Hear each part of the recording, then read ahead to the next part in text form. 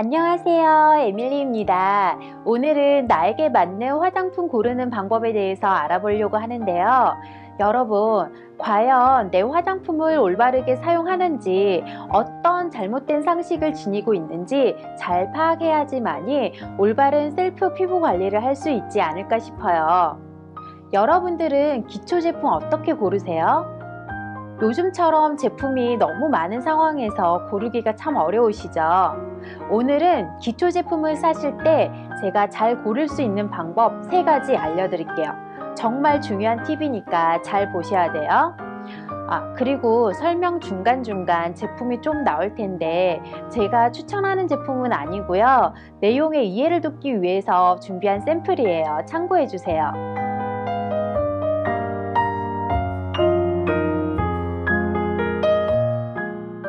먼저 전성분을 체크를 해야 돼요. 제품을 고를 때 가장 많이 보는 게 성분이잖아요. 우리가 이렇게 줄기세포 배양액을 바르기 위해서 이 제품을 사잖아요. 그러면 이 뒤에 이 제품이 얼마가 들어있는지 나와 있어요. 30,000 ppm 아니면 밑에 이렇게 2000 ppm 이렇게 적혀 있는데요. 이 1000 ppm이 0.1%라는 거 여러분 알고 계시나요? 정말 우리는 30,000 ppm 이러면 막 3만 개나 들어있어 이렇게 생각을 하시는데요. 그게 아니라 100% 중에 3%가 들어있는 거고요. 100% 중에 정말 0.2%가 들어있는 거예요. 그렇기 때문에 우리가 제품을 고르실 때는요, 무조건 많이 들어간다고 좋은 건 아니지만 보통은 이런 컨셉 성분 때문에 단가가 높아지게 돼요. 그렇기 때문에 이런 컨셉 성분들은 적게 들어가는 게 다반사예요.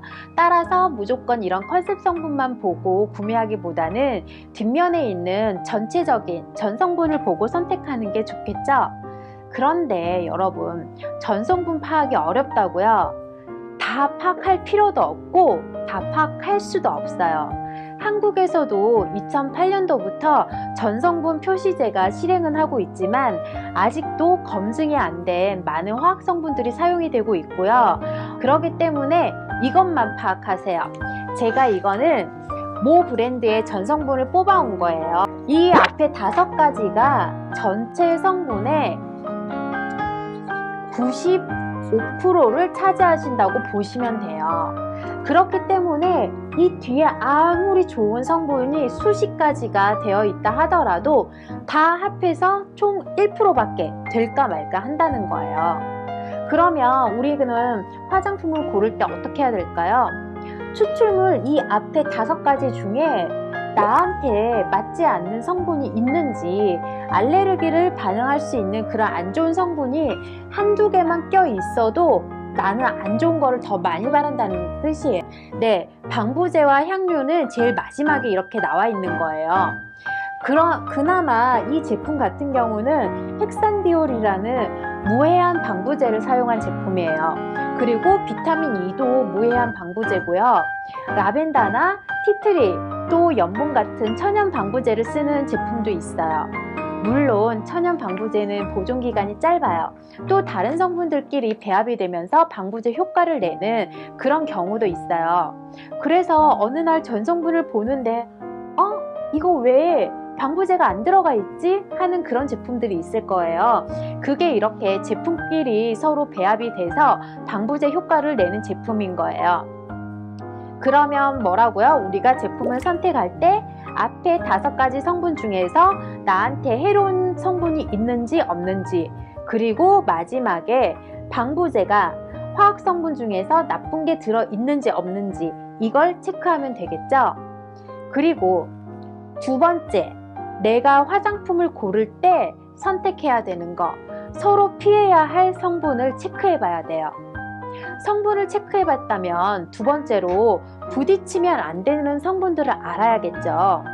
나는 정말 이 제품도 좋아요, 이 성분도 좋아요, 다 좋다는 것들만 사서 발랐는데 이상하게 자꾸 트러블이 올라오는 경우가 있어요.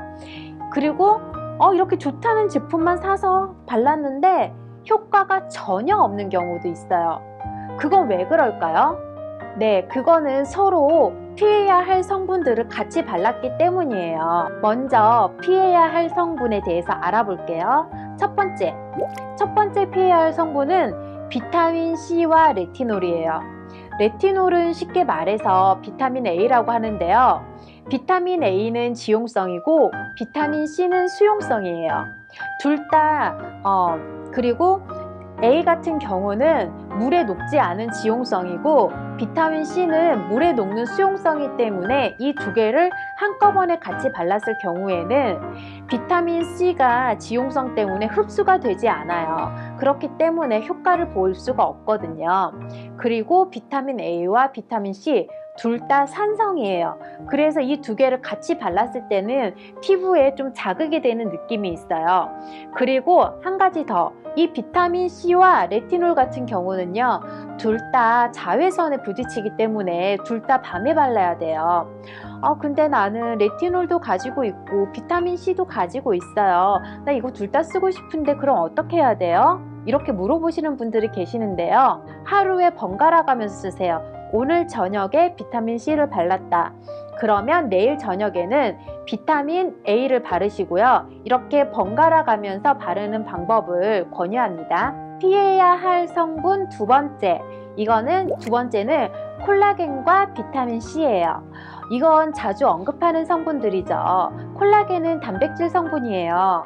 이건 분자를 작게 쪼개서 넣어야 침투가 잘 되는데 콜라겐이 산성인 비타민 C를 만나게 되면 비타민 C가 이 콜라겐을 딱딱하게 만들어요. 딱딱하기 때문에 쪼개지기도 힘들고 그래서 침투가 어려워요. 나는 꼭 이 둘 다 발라야겠다 이런 경우에는요, 아침 저녁으로 나누어서 바르세요. 그리고 아침에는 자외선의 영향을 받지 않은 콜라겐을 바르시고 밤에는 비타민 C를 바르시는 게 좋아요.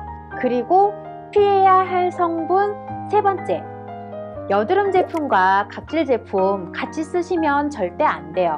여기서 말하는 여드름 제품은 벤조일 퍼옥사이드라고 하는 여드름균을 없애고 염증을 억제하는 성분이 들어있는 제품을 말하는 거예요.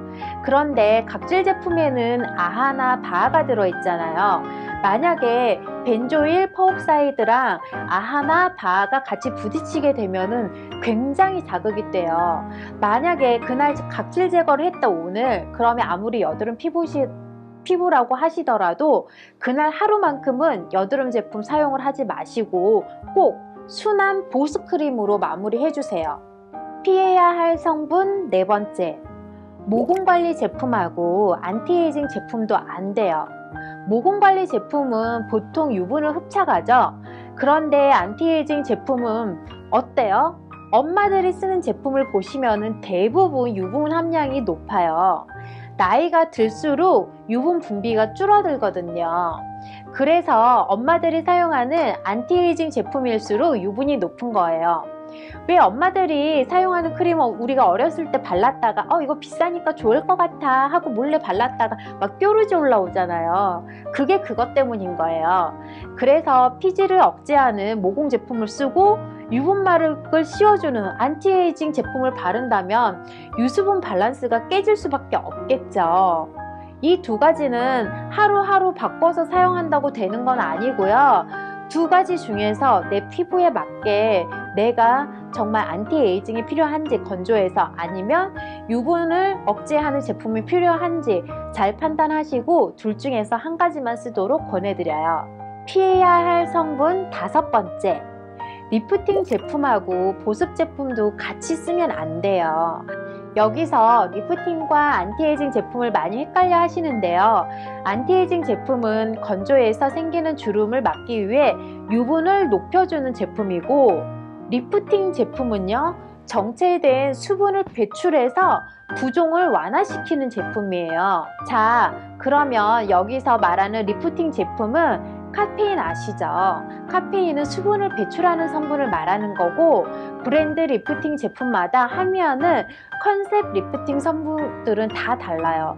뭐 히알루론산이나 뭐 콜라겐으로 리프팅 효과를 내는 제품도 있고, 이런 성분들은 보습 성분들과 궁합이 좋거든요. 그런데 만약 현재 카페인 성분의 에센스로 피부 탄력 효과는 보고 있다, 하지만 피부는 너무 건조해서 수분 제품을 더 바르고 싶어요, 이런 분은 어떻게 해야 되냐고요? 네, 그럼 이 카페인 성분의 에센스와 같은 브랜드의 같은 라인의 계열의 보습 크림을 덧바르는 것도 방법이에요. 네, 이렇게 두 가지 화장품을 고를 때 팁을 알아봤고요. 마지막 세 가지 화장품을 고를 때 서로 시너지 효과를 내는 성분들에 대해서 알아볼게요. 화장품을 고를 때 세 가지 주의사항.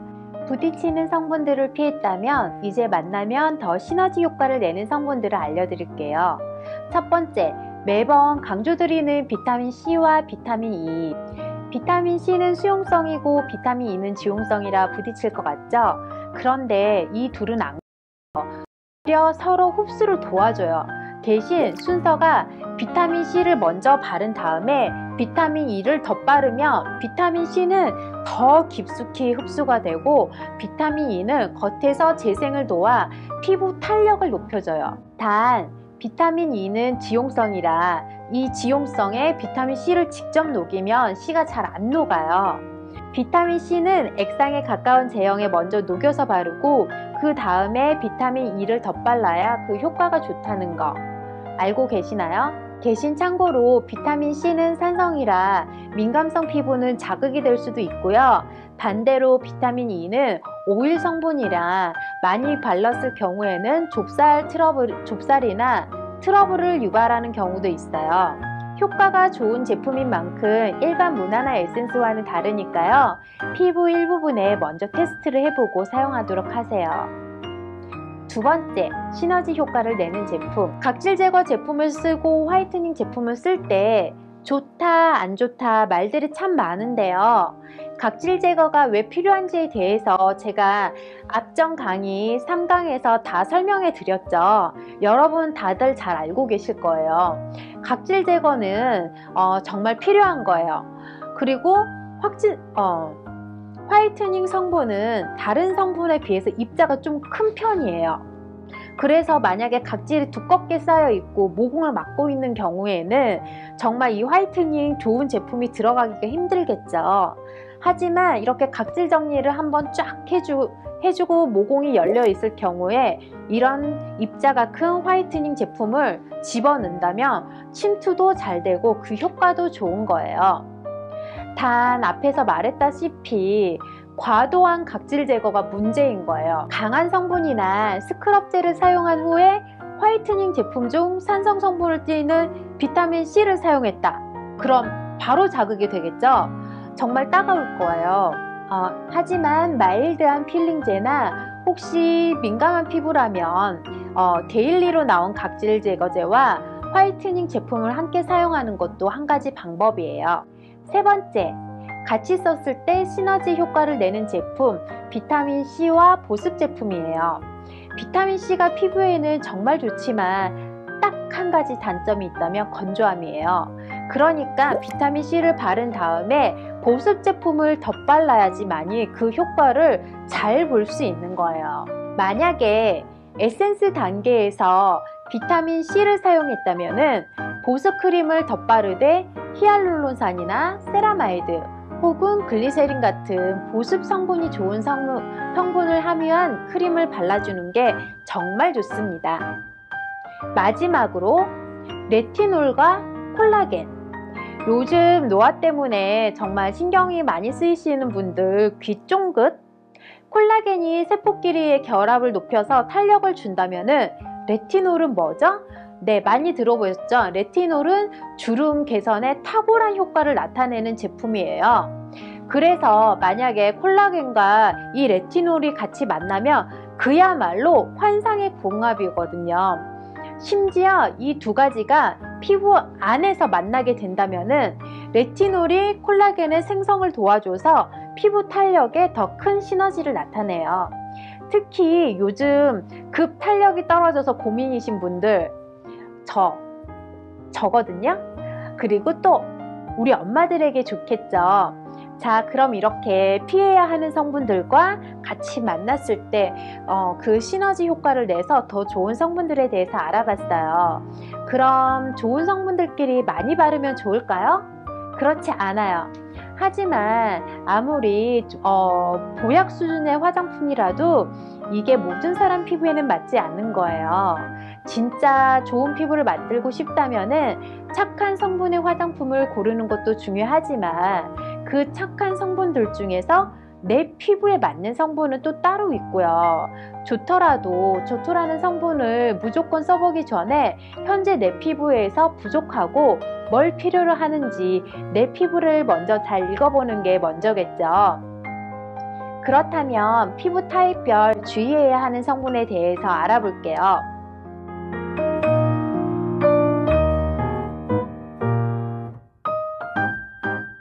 건성 피부가 주의해야 할 성분을 알려드릴게요. 먼저 건성 피부는요, 알코올과 진흙 피해주세요. 건조함을 증가시키고요. 멘톨과 페퍼민트도 피해주세요. 이거는 건성 피부를 자극합니다.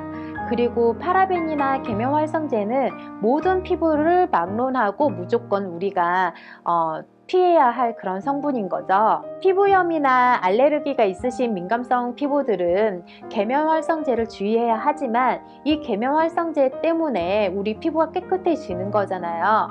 그렇기 때문에 보통의 일반적인 피부는 세안 후에 충분히만 헹궈 주신다면 큰 문제는 일어나지 않습니다.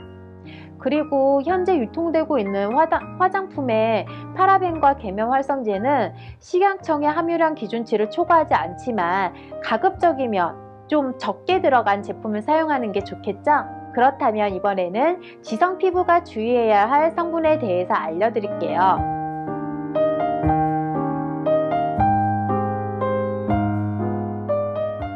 피부 같은 경우는 유분이 많기 때문에 우리에게 보습을 줄 수 있고 스틱 엑시드, 코코넛 오일, 시어버터, 옥시벤존 이런 성분을 피해야 하고요.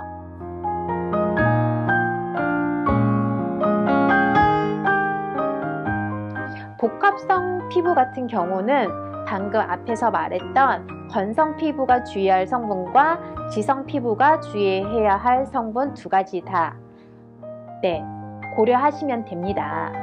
화장품 무조건 많이 쓴다고 해서 좋은 거 아닙니다. 기초 제품이 아무리 많아도 저 같은 경우는요, 웬만하면 앞에서도 보여드렸지만 스킨, 에센스, 크림 이렇게 3단계 이상 넘어가지 않으려고 하고요.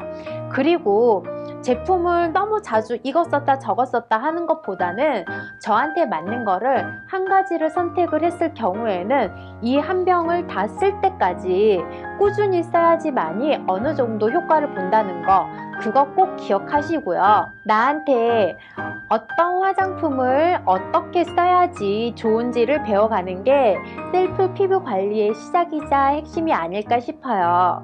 사실 나한테 딱 맞는 화장품을 고르기란 참 힘들죠. 심지어 잘 맞았던 화장품도 내 체질이나 컨디션 또는 계절에 따라서 갑자기 안 맞기도 하잖아요. 저도 그래요. 매일 이렇게 많은 제품을 써봐도 저한테 딱 맞는 제품을 찾기란 저도 힘들고 심지어 저도 자주 바뀌기도 해요.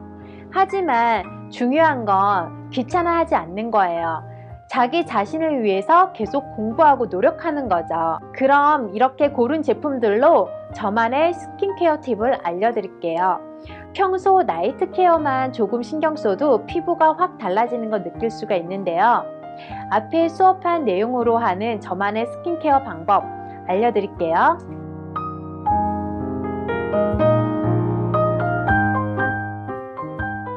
두 번째 강의에서 클렌징 할 때 자세히 배운 내용대로 저녁에 깨끗하게 세안을 해주세요. 세안을 해준 다음 앞에서 제가 방금 설명한 내용을 가지고 제가 평상시 밤에 하는 방법을 알려드릴게요. 먼저 클렌징 다들 깨끗하게 하셨죠? 이 강에서 우리 클렌징 어떻게 하는지 정확히 배우셨죠? 그렇게 정확한 방법으로 정말 깨끗하게 클렌징을 하시고요. 그 다음에 미스트를 준비해 주세요. 얼굴에 충분하게 미스트를 뿌려주고요. 내가 쓰는 화장솜에 듬뿍 묻혀서 다시 한번 남아있는 잔여물과 pH 밸런스를 맞춰줍니다. 반대쪽으로 나머지 반쪽을 깨끗하게 닦아줍니다. 그리고 목도 깨끗하게 닦아주고요. 네, 이렇게 닦아준 다음에 에센스 단계에서 저는 이제 비타민 에센스와 이런 펩타이드 에센스를 쓰는데요. 뭐라고 그랬죠? 저는 약간 건성 피부잖아요. 건성 피부면서 복합성 피부인데 건성 피부가, 그리고 제가 나이가 있기 때문에 이런 펩타이드 에센스를 써줘요. 펩타이드는 천연 보톡스라는 별명을 가지고 있죠. 그래서 이 펩타이드는 눈가와 저는 아이크림 대신에 펩타이드 에센스로 눈가, 이마, 볼륨을 채워줘야 될 것 같은 그런 부분 있죠. 그리고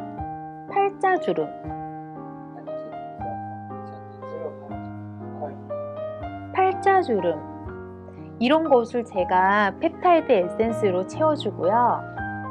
그 다음은 비타민C 앰플을 바르는데요.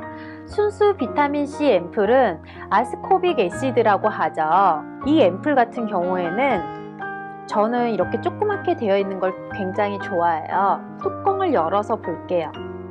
이렇게 뚜껑에 보면은 비타민C가 들어있어요. 그래서 이 비타민C를 아까 뭐라고 그랬죠? 비타민C는 수용성이라서 이런 액체 형태의 에센스에 녹여서 사용해야 한다고 그랬잖아요. 그럼 이렇게 보습 성분이 들어있는 에센스와 함께 섞어줍니다. 이렇게 섞어주세요. 저는 이렇게 작은 사이즈의 앰플을 좋아하는 이유가요. 이렇게 좀 작잖아요. 부담도 없고 꼭 비타민C는 일주일 안에 다 써야 돼요. 비타민C가 이렇게 물과 만나면 정말 30분이 지나면 그때부터 변형이 시작이 돼요. 이렇게 이거는 일주일이 넘은 비타민C 앰플이에요. 한번 볼게요. 그리고 이건 제가 방금 섞은 비타민C. 칼라 보세요. 보이시죠? 이거는 이미 산화가 돼서 효과가 없는 비타민인 거예요. 그렇기 때문에 저는 비타민C 제품을 고를 때는 이렇게 작게 소분된 제품을 골라서 사용한답니다. 자, 이거를 얼굴에 전체적으로 발라줄게요.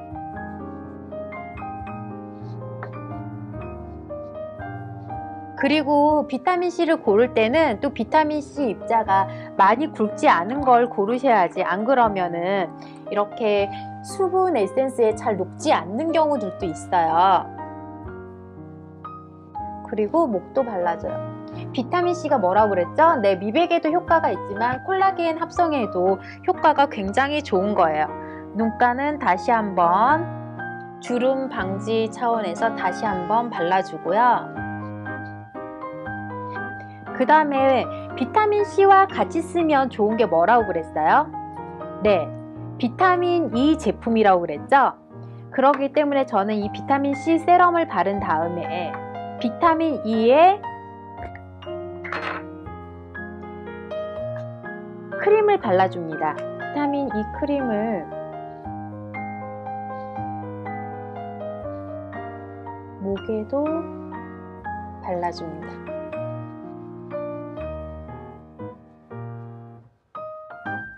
이렇게 비타민C를 발라주고 지용성인 비타민 E 크림을 발라줬을 때는 비타민C의 흡수를 더 높여준다고 그랬죠. 피부 정말 반짝거리네요. 그 다음에 이 비타민C의 흡수를 더 높이기 위해서 저만의 방법, 제가 비법 하나 더 알려드릴게요. 저는 이렇게 보시면은 벨벳 마스크를 이렇게 잘라서 눈 사이즈로 잘라서 이렇게 눈 밑에다가 붙여줘요.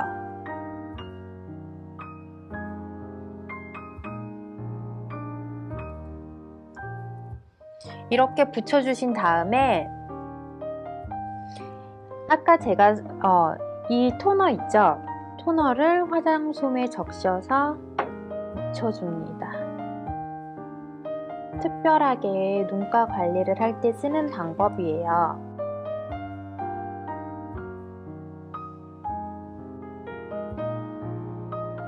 그 다음에 가장 중요한 게 여기 공기방울을 다 빼줘야 돼요. 이게 공기방울이 빠져야지 효과가 있는 거거든요.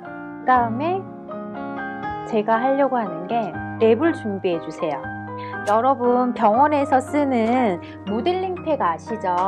집에서 모델링팩 하기가 굉장히 힘들어요, 혼자서. 그래서 하는 방법인데 병원에서 모델링팩을 쓰는 이유가 공기와 피부의 접촉을 차단을 해서 흡수 효과를 높여주는 거예요. 그래서 저는 이렇게 랩을 씌워줘요.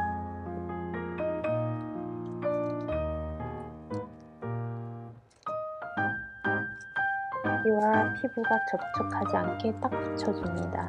얘도 발라줬기 때문에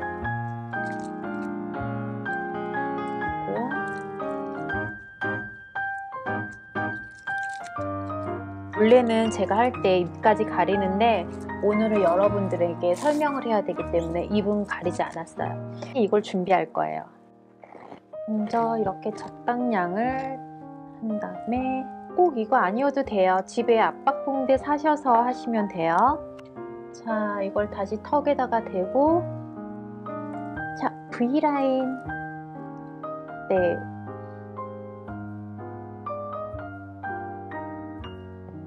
이렇게 딱 당겨서 V라인으로 잡아줄 거예요. 이렇게 한 다음에 10분 뒤에 이걸 떼주세요. 그러면은 내 피부에 비타민C가 흡수가 잘 돼요. 솔직히 말하면 비타민C 같은 경우는 흡수하기가 굉장히 힘들어요, 집에서. 그러기 때문에 보통 피부관리실에 가셔가지고 비타민C 흡수하는 비타민C 관리를 많이 하시거든요. 그때는 아무래도 이온토라는 그런 기계를 가지고 많이 하세요. 근데 집에서는 이온토가 있는 분도 계시고 없는 분도 계시기 때문에 이런 방법으로 대체를 하시면 됩니다. 그럼 어때요, 여러분? 이렇게 제가 랩을 얼굴에 붙인 이유는요, 여러분 혹시 병원에서 마취용고 발라보셨죠? 점을 빼거나 아니면은 저희가 병원에서 뭐 울세라를 한다든지 아니면 MTS를 할 때 얼굴에 마취용고를 바르잖아요. 마취용고 바르고 나서 이렇게 랩 붙여주시는 거 아시죠? 왜 그러냐면요, 이게 실은 병원에서 마지막에 해주는 모델링 팩과 같은 원리인 거예요. 마취용고를 바르고 나서 그 위에 이렇게 랩을 씌워줬을 때 이 랩이 공기와 내 피부를 차단하기 때문에 그 흡수율이 높아져요. 그래서 마취 효과가 더 좋거든요. 이것도 마찬가지예요. 우리 비타민C 같은 경우는 보통은 흡수하기가 좀 어려워요. 그렇기 때문에 보통은 병원이나 아니면 피부관리실 가셔가지고 이온토라는 기계로 이렇게 흡수를 시키죠. 하지만 집에서 비타민C를 저처럼 시간이 없어서 못 가신다면 바르시고 이런 랩을 사용하는 방법으로 비타민C의 흡수를 높일 수 있답니다. 그럼 여러분 어때요? 오늘 배운 방법도 유익한 정보가 되셨나요? 지금 10분 정도가 지났기 때문에 이거 풀어줄게요.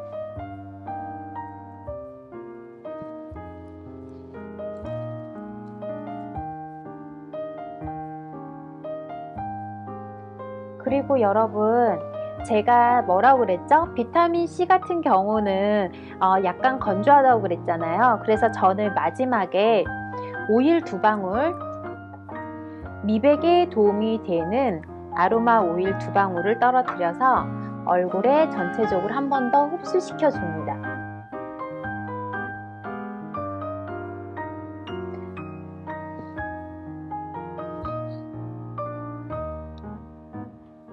네, 그러면 미백과 보습 둘 다 2마리 토끼를 다 잡았는데요.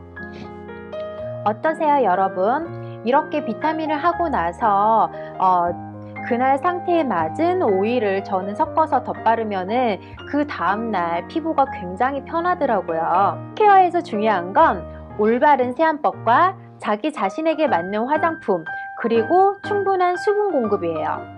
조금만 부지런하시다면 여러분 모두도 좋은 피부를 가지실 수 있을 거예요.